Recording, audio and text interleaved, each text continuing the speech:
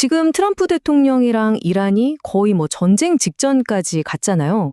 그런데 이게 사실은 즉흥적인 게 아니라 무려 40년 전부터 계획된 거대한 그림의 일부라면 믿으시겠어요? 오늘 이 이야기 한번 제대로 파헤쳐 보겠습니다. 자, 그래서 오늘 우리가 뭘 살펴볼 거냐면요. 먼저 이 40년 묵은 계획이 대체 뭔지부터 시작해서 지금 왜 미국이랑 이란이 협상조차 못하는지 그 불가능한 협상의 속사정을 들여다볼 거고요. 이게 또 우리 한국 경제에는 어떤 직격탄을 날리는지, 그리고 이게 혹시 미국의 시대가 저무는 신호탄, 수에즈 모멘트가 될 수 있는지까지. 마지막으로 이 모든 혼란 속에서 우리 에너지 안보의 미래는 어떻게 될지 거기까지 한번 쭉 훑어보겠습니다. 이 상황을 제대로 이해하려면요, 시간을 좀 뒤로 돌려봐야 합니다. 지금 벌어지는 이 모든 게 사실 갑자기 튀어나온 게 아니거든요. 이건요, 아주 오래된 생각에 어떻게 보면 최종 실행 버튼을 누른 거라고 볼 수 있어요. 여기서 진짜 놀라운 게 뭔지 아세요? 바로 이 일관성입니다. 트럼프의 이란에 대한 생각, 그 핵심적인 정책 기조가 대통령이 되기 수십 년 전, 그러니까 40년도 더 전에 이미 꽉 잡혀 있었다는 거죠. 바로 이 말 한마디에 그의 생각이 다 담겨 있습니다. 1987년에 한 말인데 들어보세요.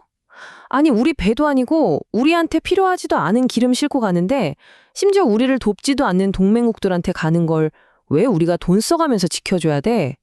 차라리 그 길은 우리가 갖자. 이거예요. 한마디로 동맹을 위한 공짜 경호는 없다는 거죠. 이 생각이 아주 뿌리 깊게 박혀 있는 겁니다.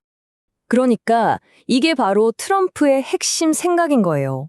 1987년에 이미 청사진을 다 그려놨던 거죠. 호르무즈 해협에서 동맹국 유조선 왜 지켜주냐? 차라리 이란 유전, 특히 저기 하르그 섬을 콕 집어서 점령하자. 동맹들은 자기 안보는 자기가 알아서 돈 내고 하라. 뭐 이런 거죠. 그러니까 지금 우리가 보는 트럼프의 행동들이 막 즉흥적으로 보일 수 있지만 사실은 아니라는 거예요. 이건 수십 년 동안 단 한 번도 변하지 않은 자기 신념을 그냥 행동으로 옮기고 있는 겁니다. 자, 그럼 이제 외교 쪽으로 한번 넘어가 볼까요? 이렇게 군사적 긴장감이 막 최고조에 달하니까 다들 그러잖아요. 아니, 그냥 만나서 대화로 풀면 안 돼? 근데요, 이게 말처럼 쉬운 문제가 절대 아닙니다. 싸우는 것만큼, 아니 어쩌면 그보다 더 어려운 게 바로 이 협상이에요. 가장 근본적인 문제가 뭐냐면 이게 완전 심리전이라는 거예요. 미국 입장에선 어떻게든 이란을 협상 테이블에 앉히는 것 자체가 우리가 이겼다는 선언이거든요. 공개적으로 만나면 그야말로 승리를 만천하에 알리는 거죠. 근데 이란은 정반대예요. 협상 테이블에 나가는 순간 우리가 졌다고 공개적으로 인정하는 꼴이 되는 거예요. 심지어 과거에 협상하다가 뒤통수 맞은 적도 있어서 협상 자체를 함정이라고 생각하죠. 이러니 둘이 만날 수가 있겠어요? 자, 그리고 이게 끝이 아닙니다. 만에 하나, 정말 만에 하나 이 심리적인 장벽을 넘어서 마주 앉는다고 쳐요. 그럼 뭐가 달라질까요? 보세요. 미국은 핵 포기해라, 다른 나라 지원도 끊어라 이러고 있고 이란은 제재부터 다 풀고 우리 돈 돌려줘, 다시는 공격 안 한다고 약속해 이러고 있어요. 이건 뭐 시작 전부터가 달라도 너무 다른 거죠. 서로 다른 우주에서 얘기하는 수준이에요. 이 어마어마한 간극을 어떻게든 좀 좁혀보려고 주변 나라들이 지금 나서고 있습니다. 파키스탄, 이집트, 사우디, 튀르키예 같은 나라들이요. 근데 이게 웃긴 게 뭐냐면 본 협상을 하는 게 아니에요. 협상을 하기 위한 협상. 그러니까 우리 어떻게 만나서 대화를 시작할지를 논의하기 위한 자리를 만들고 있다는 겁니다. 정말 첩첩산중이죠. 자, 그럼 이제 시야를 확 넓혀서 이게 경제에, 특히 우리 경제에 어떤 영향을 미치는지 한번 보겠습니다. 이게 그냥 저기 멀리 중동에서 일어나는 남의 나라 얘기가 절대 아니거든요. 바로 우리 대한민국에 직접적인 충격파를 던지는 문제입니다. 전 세계 에너지 공급망은요, 몇 군데 아주 좁은 길목에 목숨을 걸고 있어요. 마치 고속도로의 병목 구간처럼요. 그런데 첫 번째 길목인 호르무즈 해협은 지금 보시다시피 거의 막혔고, 문제는 이제 두 번째 길목, 바브엘 만데부 해협까지 예멘의 후티 반군이 틀어 막겠다고 위협하고 있다는 겁니다. 전문가들은 후티 반군이 어떻게 나올지 세 가지 시나리오를 보고 있는데요. 이스라엘 공격을 다시 시작하는 낮은 단계부터 사우디랑 전면전을 벌이는 최악의 단계까지. 근데 진짜 문제는 저 중간 시나리오예요. 홍해를 지나는 상선을 공격하고 바벨란 만데브 해협을 아예 막아버리는 거. 이게 현실화되면 전 세계 무역에 그야말로 재앙이 될 수 있습니다. 사실 사우디가 이걸 대비 안 한 건 아니에요.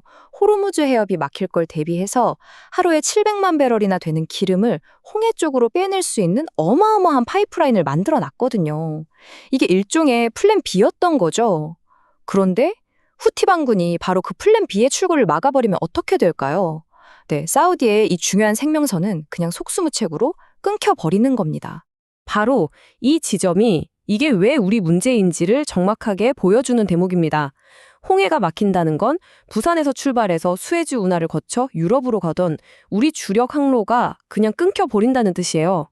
배들이 아프리카 저 멀리 돌아가야 하니 운임은 당연히 폭등하겠죠? 아까 말한 사우디의 그 대치 항구에서 기름 받아오는 것도 불가능해지고요. 한마디로 우리나라 전체 물류망이 마비될 수도 있는 엄청난 위기인 겁니다. 자, 그런데 이 문제는 단순히 경제나 물류 문제에서 끝나지 않습니다. 이걸 좀 더 크게 보면 어쩌면 냉전 이후 미국이 만들어온 세계 질서 자체가 흔들리는 신호일 수 있다는 분석이 나와요. 일부 전문가들은 이번 사태를 가리켜 미국의 수에즈 모멘트가 될 수 있다고까지 말합니다. 이게 뭐냐면요. 세계 최강 대국의 지위가 바뀌는 역사적인 전환점을 의미하는 말입니다. 이 수에즈 비유를 이해하려면 1956년으로 잠깐 가봐야 하는데요. 그때 수에즈 운하를 두고 큰 분쟁이 있었어요. 이 사건 하나로 그때까지 세계를 쥐락펴락하던 영국이랑 프랑스가 몰락하고 이제부터는 우리 미국과 소련의 시대다라고 도장을 쾅 찍는 계기라 됐거든요. 한마디로 낡은 시대가 가고 새 시대가 왔음을 알린 진실의 순간이었던 거죠. 물론 지금 상황이 1956년이랑 완전히 똑같다고 할 수는 없어요. 그때는 영국, 프랑스 대신 미국이라는 확실한 다음 주자가 있었지만 지금은 미국의 자리를 대신할 나라가 딱히 보이지는 않으니까요. 하지만 중요한 건 이거예요. 이번 위기를 통해서 이제 미국 혼자서 모든 걸 다 할 수는 없구나 하는 미국의 한계가 명확하게 드러나고 있다는 거죠. 전 세계가 미국의 역할을 다시 생각하게 만드는 계기가 되고 있는 겁니다. 미국이 세계에 막강한 영향력을 행사하는 힘의 원천 중 하나가 바로 페트로달러 체제, 즉 석유 동맹이거든요. 걸프 국가들이 미군이 우리를 지켜준다고 믿으니까 이게 가능했던 거예요. 그런데 이제 상황이 바뀌고 있습니다. 동맹국들이 보기에 자기 나라에 있는 미군 기지가 이제는 보호막이 아니라 이란의 공격을 불러오는 표적이 되어버린 거죠. 믿었던 자산이 하루아침에 위험한 빚, 즉 부채가 되어버린 셈입니다. 자, 그럼 이 혼란 속에서 우리는 뭘 해야 할까요? 앞으로 어떻게 될까요? 이번 위기는 우리에게 에너지의 미래, 그리고 나라들 간의 협력 방식에 대해 아주 근본적인 질문을 던지고 있습니다. 전 국제에너지기구 IAEA 사무총장이었던 다나카 노부오 같은 전문가는 이렇게 말합니다. 이번 사태를 보니까 언제 터질지 모르는 중동의 석유에만 의존하는 석유국가 비전이 얼마나 위험한지 알지 않겠냐는 거죠. 이제는 이런 지정학적 리스크에서 좀 더 자유로운 전기 국가로 가야 한다는 겁니다. 즉, 화석연료가 아니라 전기, 그리고 다양한 신재생 에너지 중심으로 에너지 시스템을 완전히 바꿔야 한다는 강력한 메시지입니다. 그래서 아주 대담하고 새로운 아이디어들이 나오고 있습니다. 예를 들면 한국과 일본, 더 나아가 중국까지 함께 전기를 공유하는 공동에너지망을 만들자는 거예요. 과거에 전쟁만 하던 유럽 국가들이 석탄이랑 철강을 같이 관리하면서 평화를 이뤘던 것처럼 말이죠. 또 하나는 안에 중동에서 눈을 돌려서 한국과 일본이 함께 저기 알래스카 유전이나 가스전에 공동으로 투자해서 안정적인 에너지 공급망을 따로 확보하자는 그런 구체적인 대안까지도 나오고 있는 상황입니다. 자, 이 모든 상황을 지켜보면서 우리는 이 질문을 던져봐야 합니다. 지금 우리가 보고 있는 이 모든 혼란이 그냥 잠시 스쳐 지나가는 일시적인 위기일까요? 아니면 우리가 알던 세계의 질서가 끝나고 권력과 무역 그리고 에너지 지도가 완전히 새롭게 그려지는 거대한 변화에 바로 그 시작점에 우리가 서 있는 걸까요?